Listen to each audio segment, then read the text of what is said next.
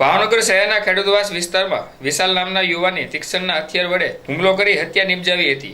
જે બનાવમાં ઘોઘરવા પોલીસ મથકમાં ફરિયાદ નોંધાઈ હતી। ત્યારે પોલીસ દ્વારા ફરિયાદના આધારે તાત્કાલિક કાર્યવાહી હાથ ધરી અને ગણતરીની કલાકોમાં જ રવિભાઈ દિનેશભાઈ મકવાણા, વલ્લભભાઈ કાંતિભાઈ મકવાણા, દિનેશભાઈ વિઠ્ઠલભાઈ, મહેશભાઈ પ્રવીણભાઈ મકવાણા અને કાળુભાઈ રામજીભાઈ મકવાણા સહિત 5 ઇસમોને ઝડપી લઈ કાયદેસરની કાર્યવાહી હાથ ધરવામાં આવી હતી।